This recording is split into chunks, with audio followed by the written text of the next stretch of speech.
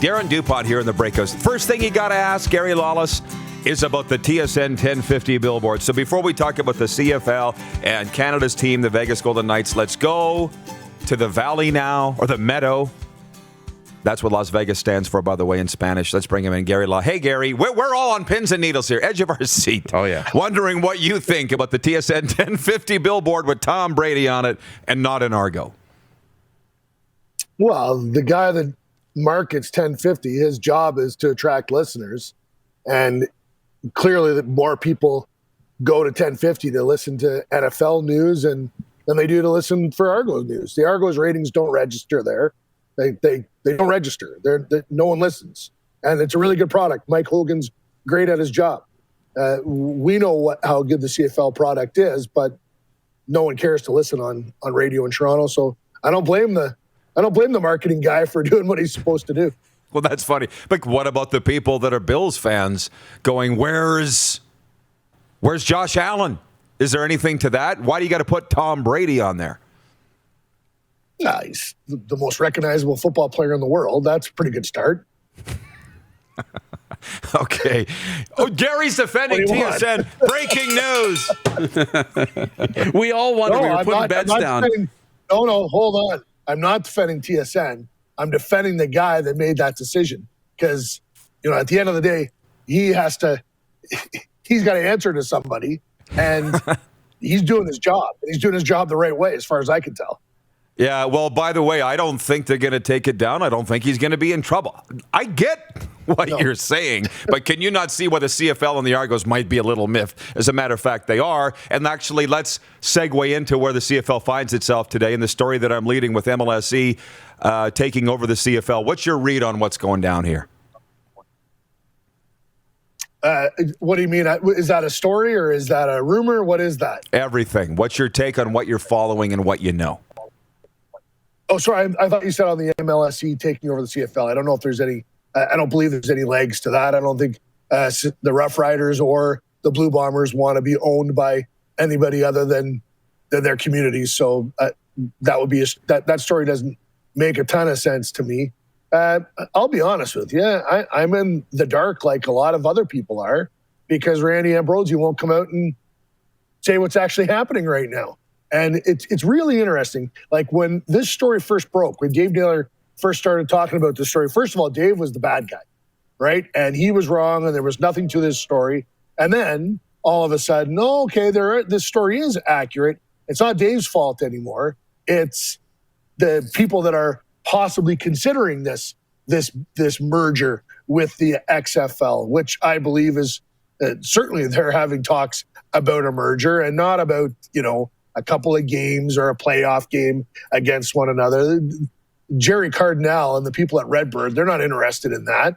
They want to have a full-blown merger with the CFL. And whether or not that happens, I don't know. When it happens, I don't know. There's lots of variables. Whether or not there's a CFL season this year, I'm not sure about that either. There's a huge void of information right now, and that's because the people that run the CFL aren't talking, and they need to talk. They need to share a little more of what is actually going on. So, are we done with this, and we can talk hockey, or do you have anything else on this? Ask me a question. Like I have lots of thoughts, but I'm not just going to ramble on it. Like, what exactly? What would you like to hear about? Well, I mean, you're talking to different people than I'm talking to. You see some reporters in this country that are guaranteeing a season, and I can only think they're getting that from the teams. And I'm like, I think they're a long ways. They're a long ways from getting onto the field this year. Federal funding. Do you see that happen? Yeah. I'll tell you, there's not going to be a season if they can't put people in the stands. The CFL can't afford that. They can't afford to have a season without ticket buying people in the stands. Maybe Saskatchewan and Winnipeg would be okay doing that, but Toronto's not going to do that. The guys in Montreal aren't going to do that. The people in BC aren't going to do that. It's to me, I'd be surprised if Calgary was willing to throw that money down the toilet. So I don't see that happening. No. Okay. They need to sell tickets. And So that's a huge unknown because we don't know what's going to happen with the vaccination rollout in COVID. We just don't know, so it's a huge unknown. But let me say this. I don't know if you were watching earlier. I wouldn't be as confident in my MLSE story if it wasn't for the people that I'm talking to, that I trust, that have been around this league and game for decades. I'm not wavering in what I'm reporting on MLSE's intentions here with the CFL, and that includes the merger. So how about this? Could it emerge still as the Canadian Football League with largely Canadian rules, and would that fly on this continent? Yeah, not Canadian rules like this. I want to be really careful because I love the Canadian game. I love the 3-down game, and the ratio makes sense to me in the CFL as it is currently constructed. But you're not going to have a team in St. Louis playing 3-down football and having to have 21 Canadians. What's the number of Canadians now? 21, 20 that you have to have on the roster? Like, that's not going to happen.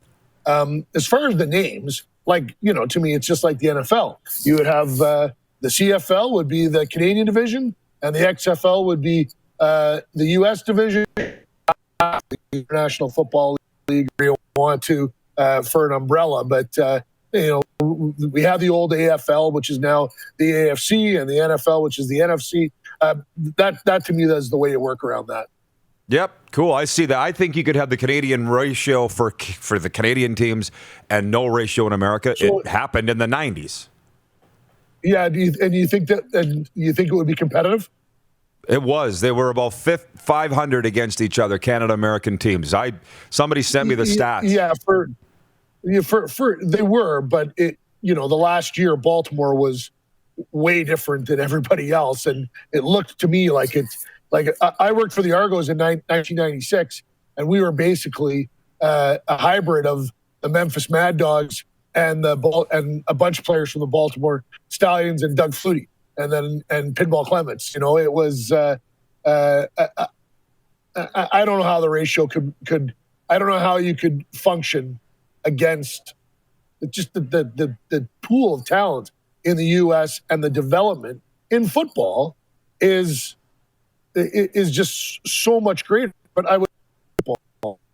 there is no ratio. There's a huge explosion of Canadian players, playing in the NCAA and playing in the NBA. I wonder if the ratio helps or hurts. No, I know. I'm all for preserving Canadian football, as are you. So I don't know any other way around it than doing this. Now, we got to get to hockey because the questions are coming in.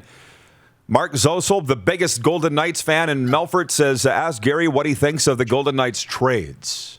And how close was Taylor Hall to coming to Vegas? Any thoughts on all that? Yeah, Taylor Hall wasn't a fit financially. Vegas didn't have very much cap room, and this team was built. It was interesting, like last year, Kelly McCrimmon, when they made certain decisions in the offseason, and they knew that they were going to, have cap room at the deadline to add players. And they added Robin Leonard, Alec Martinez, and Nick Cousins. Well, this year they knew they weren't going to have very much cap room, and so they knew they weren't going to be a big player on deadline day. And obviously they worked the process and got as close as they could, I'm sure, on a number of things. But the cap-wise, the cost for the player, I don't think they were going to trade their first-round pick this year. I think Bobby Lowe's and his staff is going to have an edge over a lot of teams this year. The lack of viewings because of the lack of junior hockey and college hockey this year due to COVID. Vegas is so good and Bobby Lowe's is so good. I think it gives them an edge, and they're going to use their picks. They've got a first, and they've got New Jersey's second, which is going to be almost a first. They weren't going to take those picks out of Bobby Lowe's hand, and I think that was a real wise decision. What are you getting specifically in Matthias Janmark and the plans for him? Because that was the big move yesterday by the Golden Knights. Yeah, he's going to play left wing on the third line to start with Alex Tuck and Nosek. This year, his production has tailed off a little bit recently because I think that the fact that he traded that affected a little bit. He can really skate. He's not a natural scorer, but he scores because he goes to the hard areas. He's always around the blue ice. He's actually quite physical. He's thick.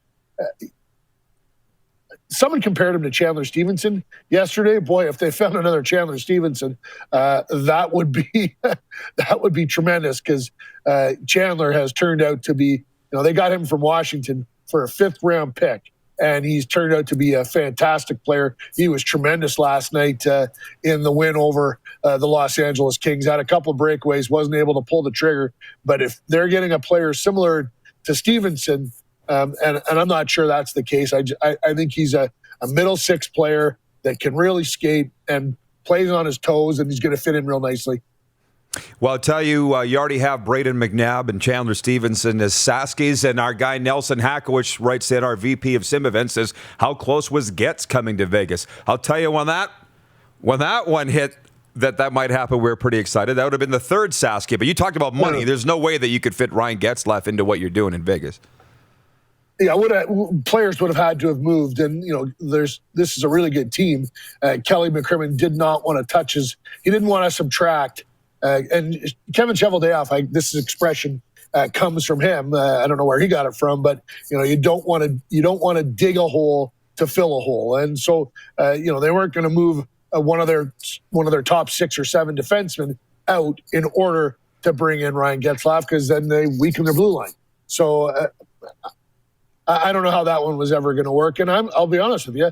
I don't think the Anaheim was interested in trading him. I think that ownership loves Ryan Getzlaf. They see him as a lifelong Duck, and I think they'll sign a deal for him going forward this offseason. Reduced money and a reduced role, but I don't see him going anywhere. Hey, I got to say this. Obviously, I watch every game. I refrain from texting you because I don't want to harass you, but it looks like you're having a lot of fun with some crowds there in T-Mobile Arena finally, and it's been going on now for a few weeks, eh? Yeah, 3,950 is what they're at now, and hopefully we're getting more soon. And Nevada has done a great job in terms of vaccinating people. There's a lot of people here already have the vaccine, and anybody can go get it. As of April 5th, anyone that is eligible to get the vaccine in Nevada, the governor's done an excellent job. You can just go get the vaccine here now, and that's gonna help the numbers at T-Mobile Arena. Excellent. Well, like I say, it looks like a lot of fun. Anything else, Gary, to say to your native land before we let you go? Well, I hear it's snowing. I talked to Dennis Bayak this morning, and this classic Dennis, he said, well, it's good for the farmers. Always positive, Dennis. And that's one of the reasons we love him so much. $1 billion snowfall around here, 2 straight days, man. Yeah. We're popping champagne corks. And by the way, how about our boy Munzie? You saw his new job. Yeah, Brian is going to be working for Golf Manitoba. That's great news for someone who was affected by we talked about TSN, by those cuts, which I didn't quite understand in Winnipeg. That was a fantastic radio station, and our boy Hustler has kind of followed your model. You're a trendsetter, Rod, an innovator. Yeah, thank these guys. It was their idea that are standing around here off camera. All right, Gary, thanks. Right. Go Golden Knights. Thanks for the time. All right, take care, guys. Gary Lawless, Vegas Golden Knights insider from Lawless and Order, every second intermission on AT&T Sportsnet in Vegas. You're watching Rod Pedersen On Demand. For more of The Rod Pedersen Show, visit rodpedersen.com or follow Rod Pedersen on social media.